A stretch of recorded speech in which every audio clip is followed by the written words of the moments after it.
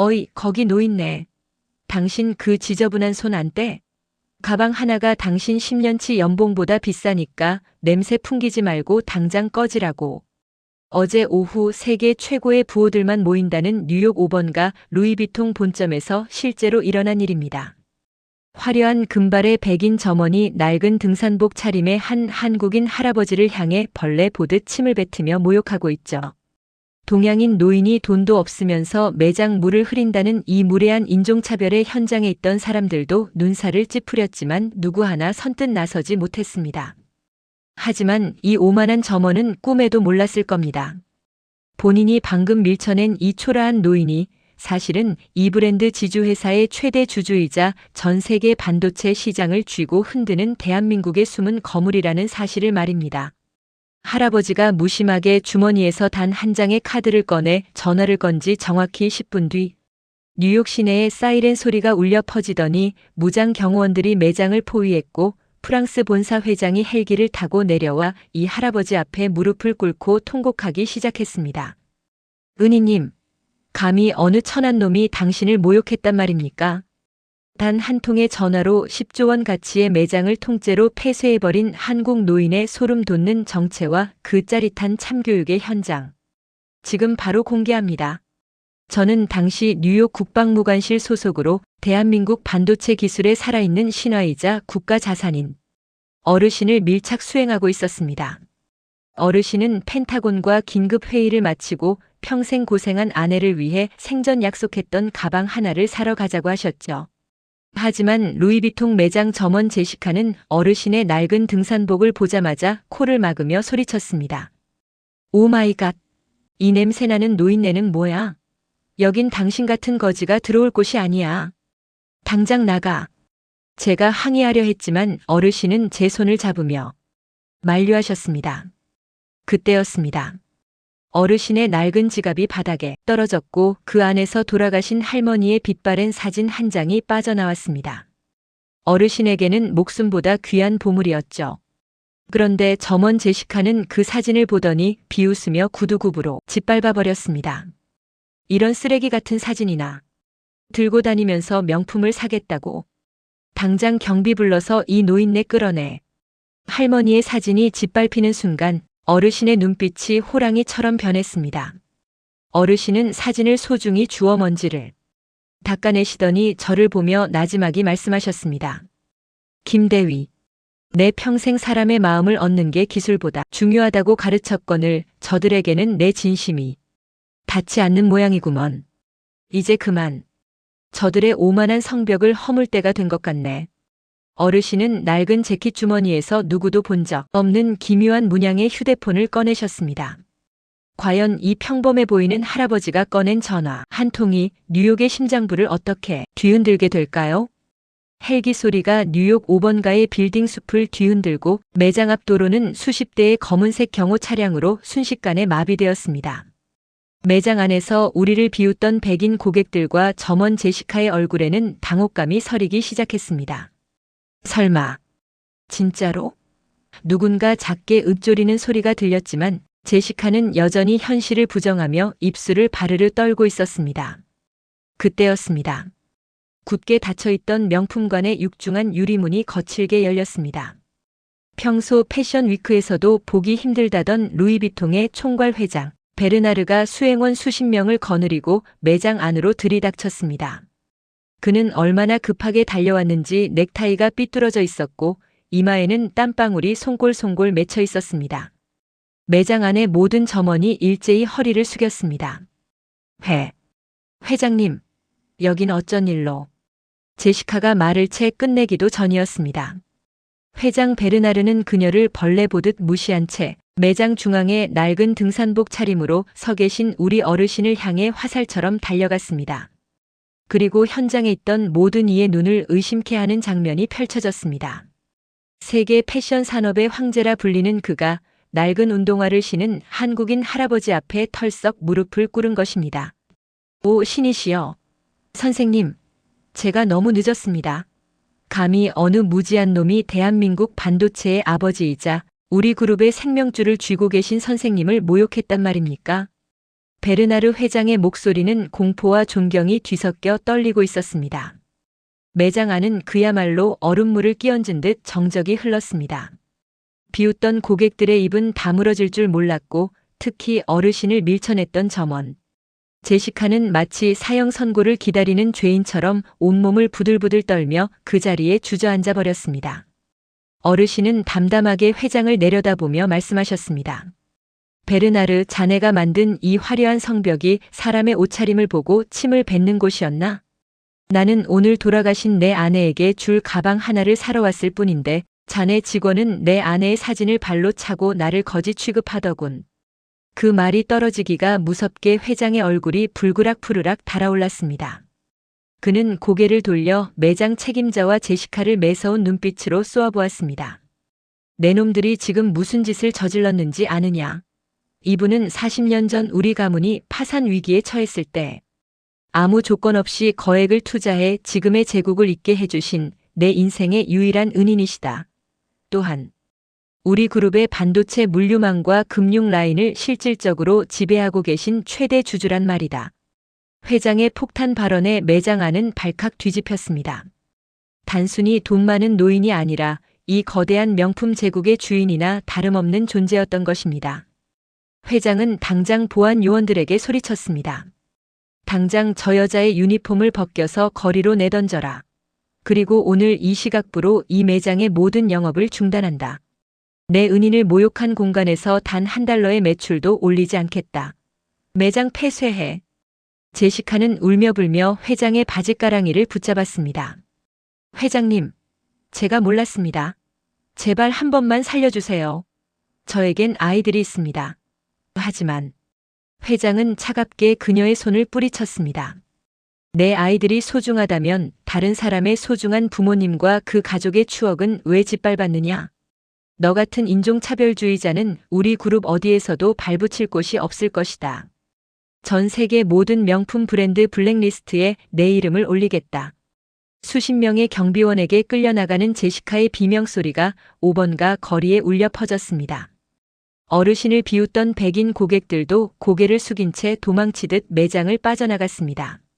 어르신은 바닥에 떨어진 할머니의 사진을 다시 한번 소중히 닦아 가슴 포켓에 넣으셨습니다. 그리고 회장에게 나지막이 말씀하셨습니다. 베르나르, 진짜 명품은 가죽의 질감이 아니라 그 물건을 다루는 사람의 인격에서 나오는 법이네. 자네가 그걸 잊었다면 이 제국은 사막 위에 지은 모래성이나 다름없어. 회장은 고개를 들지 못한 채 눈물을 흘리며 대답했습니다. 명심하겠습니다, 선생님. 오늘 이 수치를 뼈에 새기겠습니다.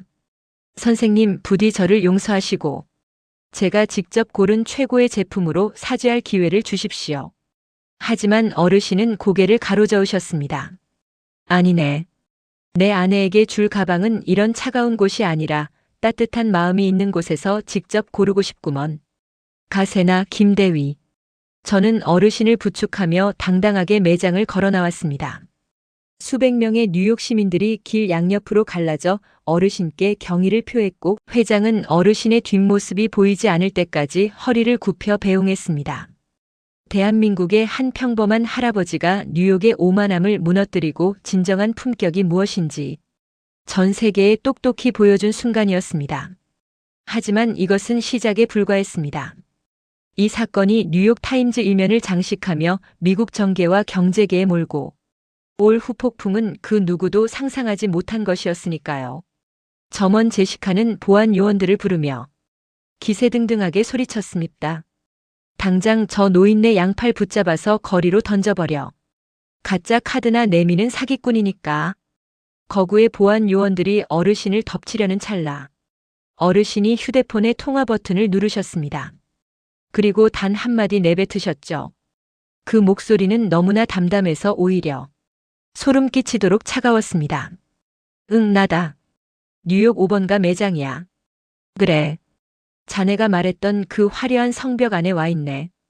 그런데 말이야, 여기 사람들이 내 아내의 사진을 발로 차고 나를 거지라고 부르는구먼. 베르나르에게 전해라. 10분 준다. 내 눈앞에 나타나지 않으면 오늘부로 자네들과 맺은 모든 기술 제휴와 물류 계약은 파기다. 알겠나? 전화를 끄는 어르신은 매장 중앙의 소파에 정주하셨습니다. 주변의 백인 고객들은 미친 노인이라며 낄낄거렸고 제시카는 배를 잡고 웃었습니다. 뭐? 회장님을 오라가라 해? 연극도 정도껏 해야지. 하지만 정확히 5분 뒤 매장 밖 5번가 거리가 발칵 뒤집혔습니다. 수십 대의 검은색 경호 차량이 사이렌을 울리며 매장을 포위했고 하늘에서는 대형 헬기가 강한 바람을 일으키며 건물 옥상에 착륙했습니다. 매장의 모든 전화기가 동시에 울려 퍼지기 시작했고 사색이 된 매장 매니저가 사무실에서 비명을 지르며 뛰어나왔습니다. 멈춰. 모두 멈춰. 건드리지 마. 그 순간 명품관의 육중한 유리문이 거칠게 열리며 전 세계 패션 제국의 황제 LVMH 베르나르 회장이 넥타이도 매지 못한 채 숨을 헐떡이며 뛰어들어왔습니다. 그는 제시카를 지나쳐 어르신 앞에 무릎을 꿇었습니다. 선생님, 제가 죽을 죄를 지었습니다. 제가 너무 늦었습니다. 현장에 있던 모든 이들의 시간이 멈췄습니다. 과연 이 초라한 한국 노인의 진짜 정체는 무엇이며 이제 이 오만한 명품관에는 어떤 피바람이 불게 될까요? 어르신이 루이비통 매장을 걸어 나오신 지 채 1시간도 되지 않아 뉴욕의 심장부인 월스트리트는 그야말로 아수라장이 되었습니다. 처음엔 그저 한국인 노인이 명품관에서 쫓겨났다는 가십거리로 치부되던 사건이 그 노인이 루이비통 그룹의 핵심 기술 파트너이자 최대 주주 중 한 명이었다는 사실이 밝혀지자마자 상황은 180도 달라졌습니다. 뉴욕 증시가 개장하자마자 루이비통의 모기업인 LVMH의 주가 옆에는 파란색 하락, 화살표가 선명하게 찍혔습니다. 단순히 5%나 10%의 하락이 아니었습니다. 어르신이 선언하신 특허 사용 중단과 지분 전량 매각 소식은 전 세계 기관, 투자자들에게 공포 그 자체였습니다. 당장 팔아. 한국의 K 회장이 손을 뗐다면 저 회사의 미래는 끝난 거야. 월스트리트 거래소 곳곳에서 비명이 터져나왔습니다. 저는 호텔 방에서 쉴 새 없이 울려대는 전화기를 바라보았습니다. 뉴욕 타임즈, 월스트리트 저널, CNN. 전 세계 최고의 언론사들이 어르신의 한마디를 듣기 위해 호텔 로비로 구름처럼 몰려들었습니다. 심지어 미 국무부 차관보로부터 한미 동맹을 생각해서라도 제발 진정해달라는 긴급 메시지까지 도착했습니다. 하지만 어르신은 여전히 침묵을 지키셨습니다. 낡은 등산복 재킷을 벗어 옷걸이에 정갈하게 걸어두신 어르신은 호텔 소파에 앉아 한국에서 가져온 보리차 한 잔을 천천히 들이키셨습니다. 김대위, 받기 소란스럽구먼. 저들은 내 돈이 빠져나가는 것에만 관심이 있지 왜 내가 화가 났는지는 묻지 않아. 그게 바로 저들의 한계야. 저는 어르신께 물었습니다. 어르신, 정말 지분을 다 파실 생각이십니까? 이건 어르신께도 큰 손해일 수 있습니다. 어르신은 씁쓸한 미소를 지으시며 제 손을 잡으셨습니다. 돈이야 다시 벌면 그만이지. 하지만 김대위, 짓밟힌 조국의 자부심과 내 아내의 명예는 돈으로 다시 살 수 없는 거야. 내가 오늘 가만히 있으면 내일은 또 다른 한국인이 저들에게 벌레 취급을 당할 걸세. 나는 그걸 두고 볼 수 없네. 그 시각 루이비통 매장 점원 제시카는 뉴욕 한복판의 경찰서 취조실에 앉아 있었습니다. 그녀는 여전히 자신이 저지른 일이 얼마나 큰 파장을 일으켰는지 이해하지 못하고 소리쳤습니다. 이건 부당해요. 단순히 서비스 불만 때문에 경찰이 나를 잡아가는 게 말이 되나요? 하지만 취조실 문을 열고 들어온 사람은 경찰이 아닌 루이비통 그룹의 법무팀 변호사 수십 명이었습니다. 그들은 제시카 앞에 수천 페이지에 달하는 손해배상 청구 서류를 내밀었습니다. 당신이 오늘 내뱉은 말 한마디로 우리 그룹의 시가총액 120조 원이 증발했습니다. 당신은 단순히 해고되는 것이 아니라 평생을 감옥에서 보내도 갚지 못할 빚을 지게 될 겁니다. 제시카의 얼굴은 순식간에 시체처럼 창백해졌습니다. 그녀가 비웃었던 그 낡은 운동화가 사실은 자신의 목숨줄을 쥐고 있는 거인의 발자국이었다는 사실을 이제야 깨달은 것입니다. 오후 4시 호텔 로비는 이제 폭발 직전이었습니다. 뉴욕 시장까지 달려와 어르신을 뵙기를 청했습니다. 어르신은 마침내 무거운 몸을 일으키셨습니다. 가세나 김대위. 저들이 그렇게나 보고 싶어 하니 얼굴이라도 비춰줘야지. 대신 나는 한마디도 하지 않을 걸세. 자네가 내 대신 이 수첩의 내용을 전달하게. 어르신이 로비에 나타나시는 순간 수천 개의 플래시가 터졌습니다. 낡은 등산복 차림 그대로 나타나신 어르신의 모습에 기자들은 경악했습니다. 저는 어르신이 건네주신 수첩을 펼쳐 뉴욕의 심장부에서 전 세계를 향해 사자후를 내뱉었습니다. 대한민국은 이제 당신들이 베푸는 원조를 받는 나라가 아닙니다. 우리는 기술을 만들고 가치를 만드는 나라입니다. 우리의 기술을 원하면서 우리의 국민을 무시하는 오만함, 오늘부로 그 대가를 톡톡히 치르게 될 것입니다. 현장은 아수라장이 되었습니다. 기자들은 어르신을 따라붙으며 질문을 쏟아냈지만 어르신은 단 한 번의 눈길도 주지 않은 채 호텔 밖으로 걸어 나가셨습니다. 호텔 문 밖에는 어르신을 지지하기 위해 모여든 뉴욕 유학생들과 고려인 동포, 수백 명이 태극기를 흔들며 오열하고 있었습니다. 어르신은 그들의 손을 일일이 잡아주셨습니다. 고생 많았지? 이제 기 안 죽어도 돼. 우리가 저들보다 훨씬 대단한 사람들이야. 뉴욕의 화려한 빌딩 숲 사이로 태극기가 펄럭이고 어르신의 침묵은 그 어떤 고함보다 강력하게 월스트리트를 짓눌렀습니다. 과연 내일 아침 전 세계 경제 지도는 어떻게 바뀌어 있을까요? 그리고 벼랑 끝에 몰린 루이비통 그룹은 어떤 최후의 수단을 동원해 어르신의 마음을 돌리려 할까요? 진정한 참교육은 이제 막 궤도에 올랐습니다. 어르신의 선언이 월스트리트를 강타한 지 불과 몇 시간 만에 사태는 단순히 기업 간의 갈등을 넘어 한미 양국의 외교적 비상사태로 번졌습니다. 루이비통의 주가 폭락은 유럽 증시를 도미노처럼 무너뜨렸고 어르신이 쥐고 계신 반도체, 핵심 특허 사용 중단 소식에 미국의 거대 IT 기업들까지 줄줄이 가동 중단 위기에 처했기 때문입니다. 결국 미국 백악관이 움직였습니다.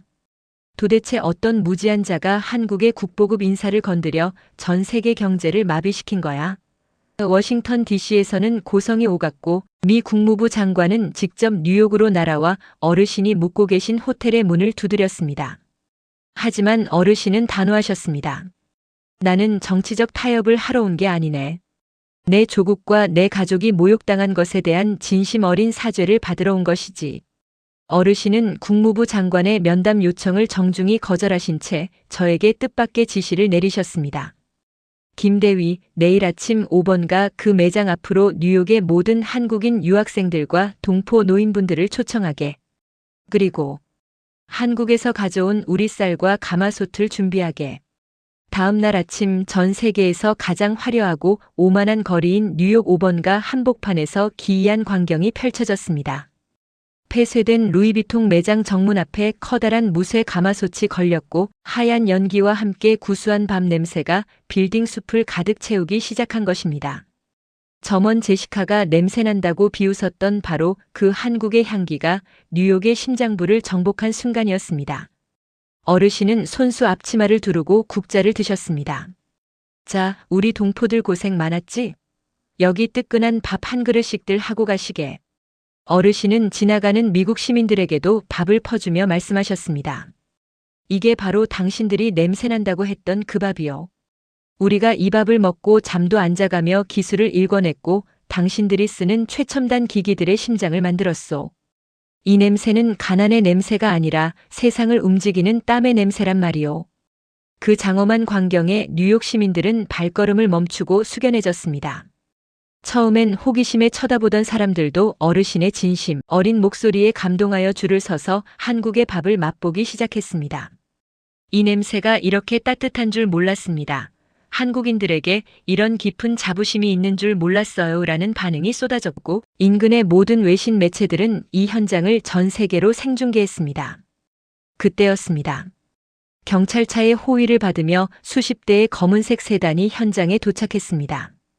차에서 내린 사람은 다름 아닌 루이비통 그룹의 총괄 회장 베르나르와 그의 이사진 전원이었습니다. 그들은 수천 명의 군중이 지켜보는 가운데 가마솥 앞에 서 계신 어르신을 향해 천천히 걸어왔습니다. 회장 베르나르의 얼굴은 초췌하기 이를 데 없었습니다. 그는 어르신 앞에 도달하자마자 뉴욕의 차가운 아스팔트 바닥에 무릎을 꿇었습니다. 선생님, 제가 죽을 죄를 지었습니다. 저희의 오만함이 선생님과 대한민국 국민의 가슴에 씻을 수 없는 상처를 주었습니다. 뒤를 따르던 이 사진들도 일제히 고개를 숙였습니다. 현장은 정적에 휩싸였습니다. 오만하기로 소문난 명품 제국의 주인들이 낡은 등산복 차림으로 밥을 퍼주던 한국 노인 앞에 완전히 무릎을 꿇은 것입니다.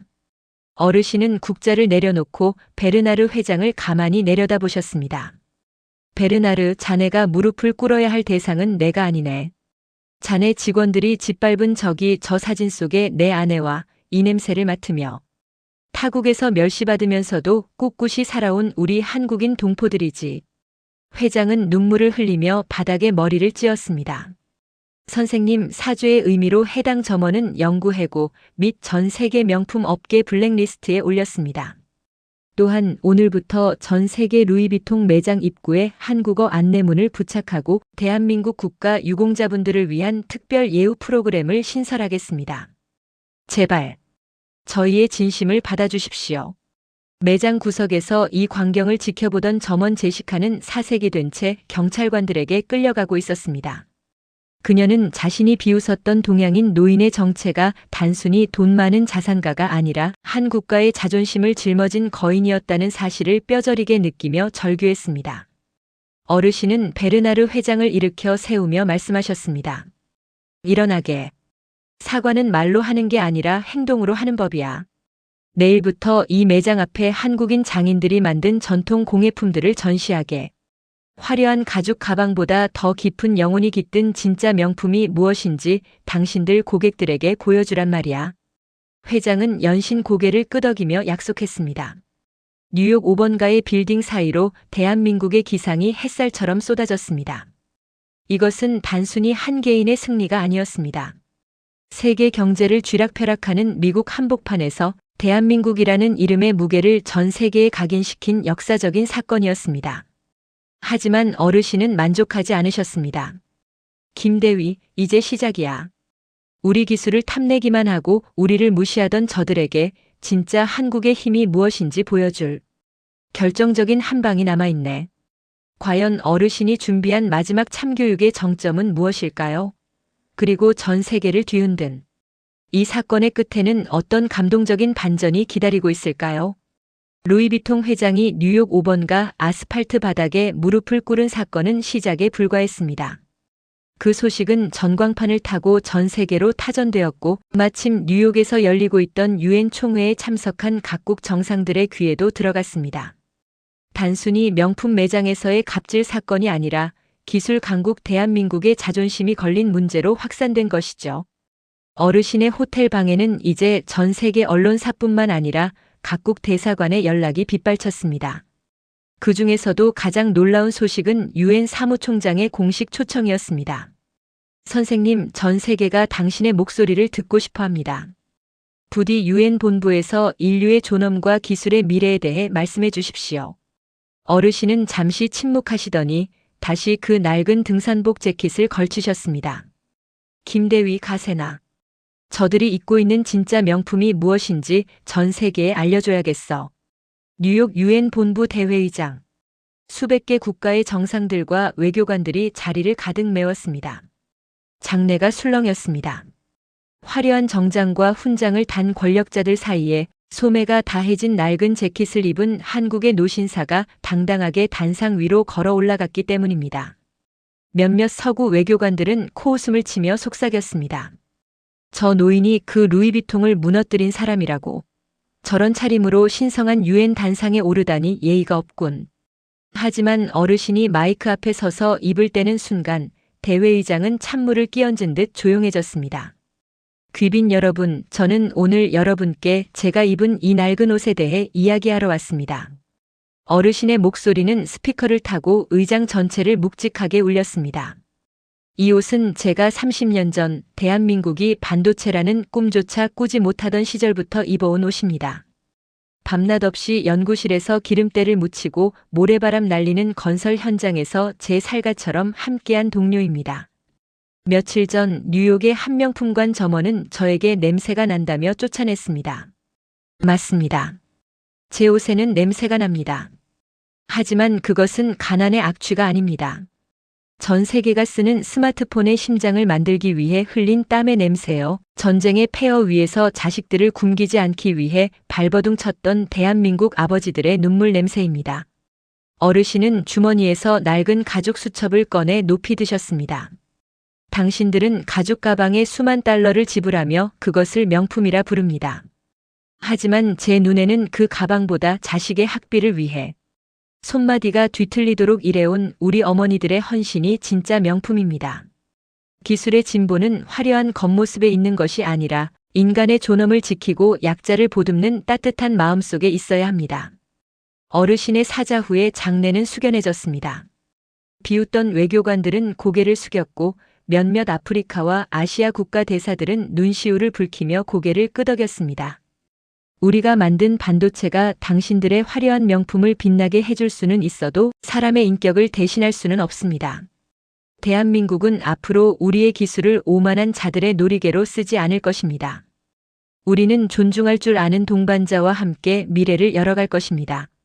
어르신이 연설을 마치고 단상을 내려오시는 순간 기적이 일어났습니다. 미국 대통령을 포함한 전 세계 190개국 정상들이 일제히 자리에서 일어나 기립박수를 보내기 시작한 것입니다. 수백 개의 카메라 플래시가 어르신의 낡은 재킷을 비추었습니다. 그 순간 그 낡은 옷은 그 어떤 명품 브랜드의 수트보다 더 찬란하게 빛나는 인류의 명품이 되어 있었습니다. 연설을 마치고 나오시는 어르신을 향해 미 국무부 장관이 달려와 허리를 굽혔습니다. 선생님, 오늘 당신의 연설이 오만한 미국의 심장을 때렸습니다. 진심으로 사과드립니다. 어르신은 조용히 웃으시며 제 어깨를 두드리셨습니다. 김대위, 이제 좀 시원하구먼. 이제 정말 돌아갈 준비를 해야겠어. 하지만 사건은 여기서 끝이 아니었습니다. 유엔 본부를 나서는 어르신 앞에 해고된 점원 제시카가 초췌한 모습으로 기다리고 있었기 때문입니다. 그녀의 손에는 무언가 들려 있었고 그녀는 어르신을 보자마자 바닥에 주저앉아 통곡하기 시작했습니다. 과연 그녀가 어르신께 전하려 한 마지막 말은 무엇이었을까요? 유엔 본부에서의 역사적인 연설을 마치고 나온 길. 화려한 외교관들의 박수 소리가 아직도 귓가에 쟁쟁했지만 어르신의 뒷모습은 여전히 고요하고 쓸쓸해 보였습니다. 본부 정문을 나서던 그때 누더기 같은 차림으로 바닥에 주저앉아 있는 한 여성이 눈에 들어왔습니다. 불과 며칠 전 세상 무서울 것 없이 오만하게 굴던 루이비통 매장의 점원 제시카였습니다. 그녀의 금발은 헝클어져 있었고 화려했던 유니폼 대신 초라한 티셔츠를 입은 채 멍하니 바닥을 보고 있었습니다. 어르신을 발견하자 그녀는 마치 전기 충격을 받은 듯 자리에서 일어나 비틀거리며 다가왔습니다. 보안 요원들이 그녀를 제지하려 했지만 어르신은 천천히 손을 들어 그들을 멈추게 하셨습니다. 잠깐만. 내버려 두게. 할 말이 있는 모양이야. 제시카는 어르신 앞에 도달하자마자 털썩 무릎을 꿇었습니다. 뉴욕의 차가운 보도블록 위로 그녀의 눈물이 뚝뚝 떨어졌습니다. 선생님, 제발 저를 죽여주세요. 제가 미쳤었습니다. 제가 감히 선생님 같은 분께 그런 짓을 저지르다니요. 그녀의 목소리는 갈라져 있었고 온몸은 사시나무 떨듯 떨리고 있었습니다. 그녀는 떨리는 손으로 작은 비닐봉지 하나를 내밀었습니다. 그 안에는 며칠 전 그녀가 발로 찼던 어르신의 아내이자 우리 할머니의 낡은 사진이 들어 있었습니다. 놀랍게도 사진은 정성스럽게 닦여 있었고 찢어진 모서리 부분은 테이프로 조심스럽게 붙여져 있었습니다. 이걸 돌려드리고 싶었습니다. 제가 짓밟은 건 사진 한 장이 아니라 누군가의 소중한 일생이었다는 걸 이제야 깨달았습니다. 저는 직장도 잃고 업계에서 퇴출당했으며 이제 평생 갚지 못할 빚더미에 앉았습니다. 하지만 그것보다 저를 괴롭히는 건 제가 저지른 추악한 행동에 대한 수치심입니다. 제시카는 고개를 들지 못한 채 흐느꼈습니다. 저는 곁에서 그 광경을 보며 울컥하는 분노를 느꼈습니다. 이제 와서 이런다고 뭐가 달라집니까? 당신 한마디에 우리 어르신이 느꼈을 멸시와 대한민국 국민이 받은 상처가 치유될 것 같습니까? 제 호통에 제시카는 어깨를 들썩이며 더 크게 울었습니다. 하지만 어르신은 달랐습니다. 어르신은 천천히 허리를 숙여 제시카의 떨리는 손에서 사진을 받으셨습니다. 그리고 아무 말 없이 그녀의 머리 위에 투박하고 거친 손을 얹으셨습니다. 평생 반도체 정밀 기계를 다루느라 지문조차 달아 없어진 대한민국 산업화의 훈장이 새겨진 그 손이었습니다. 학생. 고개를 들게. 어르신의 목소리는 부드러웠습니다. 사람은 누구나 실수를 하네. 하지만 그 실수를 깨달았을 때 이미 늦었다고 생각할 때가 진짜 인생이 시작되는 법이야. 어르신은 저를 돌아보며 말씀하셨습니다. 김대위 루이비통 본사에 전화하게. 이 학생에 대한 모든 소송을 취하하고 다시 기회를 주라고 전해. 저는 제 귀를 의심했습니다. 어르신, 그게 무슨 말씀이십니까? 저 여자는 어르신을 모욕하고 우리 민족을 비하했습니다. 하지만 어르신의 눈빛은 단호하면서도 자애로웠습니다. 미움을 미움으로 갚으면 그 끝은 무엇이겠나? 저 아이도 누군가의 소중한 딸일세. 무지에서 저지른 죄는 용서로 가르쳐야 하는 거야. 그게 진짜 어른이고 그게 우리가 배운 한국인의 인성 아니겠나? 어르신은 다시 제시카를 내려다보며 말씀하셨습니다. 가서 다시 일을 배우게. 대신 이제는 손님의 가방을 보지 말고 손님의 눈을 보게. 그 눈에 담긴 삶의 무게를 존중할 줄 아는 사람이 된다면 자네는 세상 그 어떤 명품보다 빛나는 사람이 될 걸세. 제시카는 어르신의 바짓가랑이를 붙잡고 오열했습니다. 주변에서 이 광경을 지켜보던 뉴욕 시민들과 외신 기자들은 이 믿기지 않는 거인의 자비에 숙연해졌습니다. 카메라 셔터 소리가 쉼없이 터져나왔습니다. 오만한 명품 제국을 무너뜨린 것은 돈이었지만 그 무너진 자리에 새로운 희망의 꽃을 피운 것은 한국인의 따뜻한 용서였습니다. 어르신은 제시카를 뒤로하고 공항으로 향하는 차에 오르셨습니다.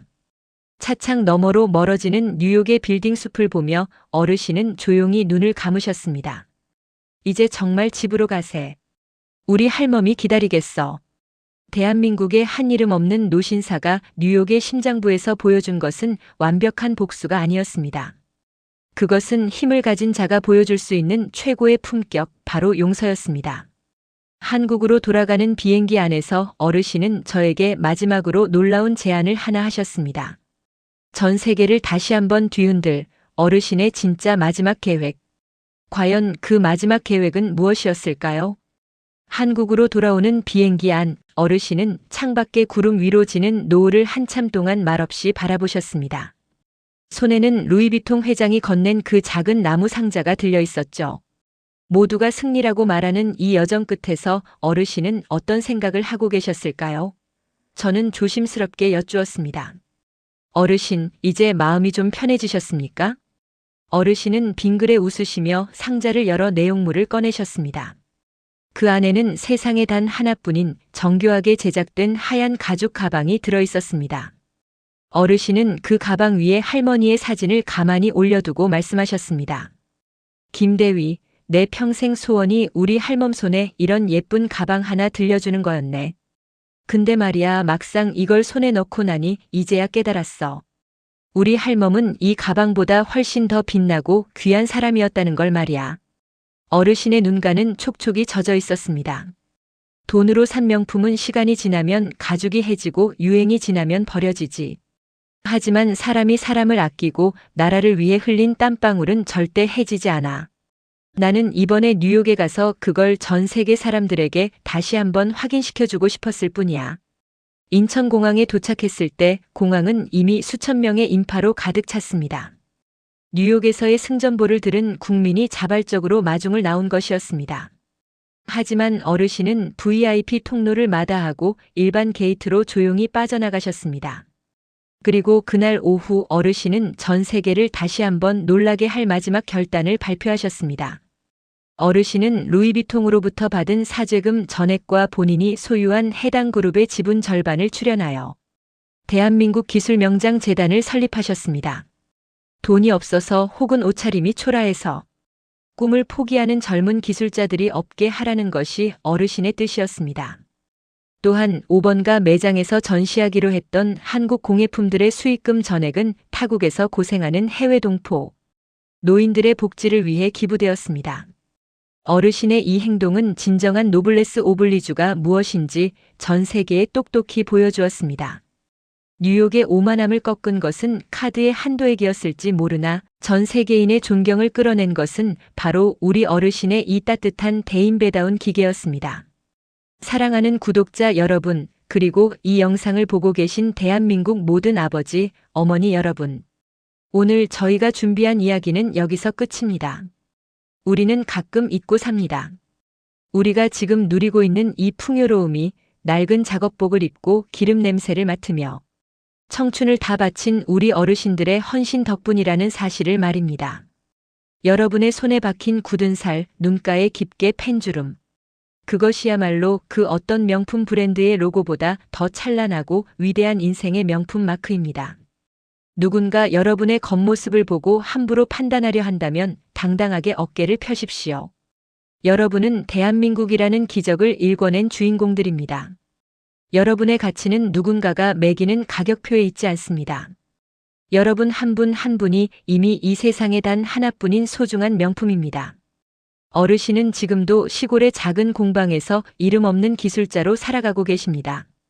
어르신이 마지막으로 남기신 메시지를 여러분께 전하며 인사를 드릴까 합니다. 인생이라는 긴 여정에서 가장 비싼 가방은 내 곁을 지켜준 소중한 사람의 손을 잡는 것이다. 오늘 이야기가 여러분의 가슴을 뜨겁게 했다면 지금 바로 곁에 있는 소중한 사람에게 따뜻한 말 한마디 건네보는 건 어떨까요? 여러분의 삶을 응원하는 저희는 앞으로도 우리 한국인의 긍지와 자부심을 깨우는 더 좋은 이야기로 찾아오겠습니다. 지금까지 시청해주셔서 진심으로 감사합니다. 구독과 좋아요, 알림 설정은 우리 어르신들의 귀한 이야기를 전 세계로 퍼뜨리는 큰 힘이 됩니다. 여러분, 오늘도 명품 같은 하루 보내십시오. 사랑합니다. 존경합니다. 그리고 고맙습니다.